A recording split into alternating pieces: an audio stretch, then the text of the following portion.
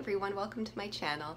Today I'm going to make a super easy beef stew. I came up with this recipe last week. I just threw a bunch of stuff together really quick and tried to make it fast, and it turned out to be the best stew I've ever made, so I thought I'd share the recipe. And so if you'd like to see how I make this super easy oven-baked beef stew, then let me show you.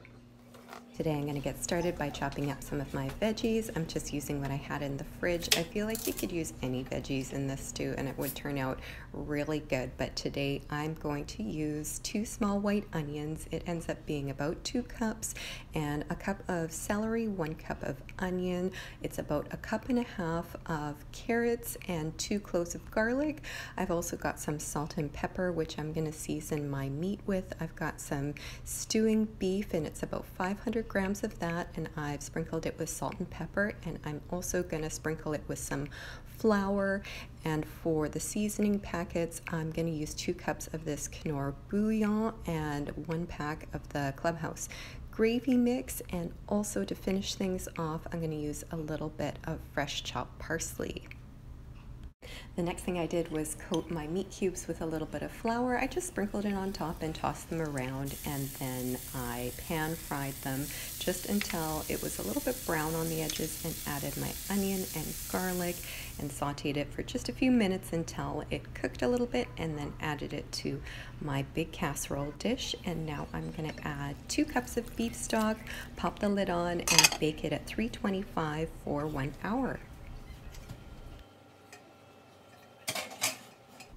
After an hour, I take it out, and this is what it looks like. And I'm just going to pop in my veggies, my carrots, potatoes, and celery, and then give it a little mix and pop the lid back on and put it back in the oven for another 45 minutes while I make the gravy mix.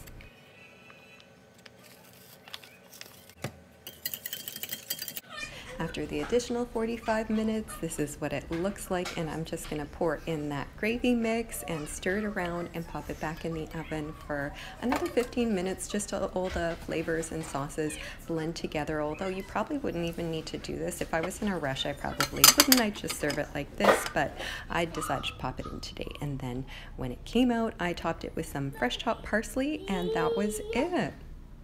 I'm not the biggest fan of stews because I always worry about them boiling over and I never seem to cook them right, but this is the method for me. I really like baking in an oven. I feel like it's really forgiving if it's in there for an extra 5 minutes while I'm busy. It's not a big deal. It's not going to boil over. So I really like this method. And this is what my plate looked like when I did it last week. I served it with sourdough and it was super yummy. I hope you enjoyed this video, and I'll see you next time.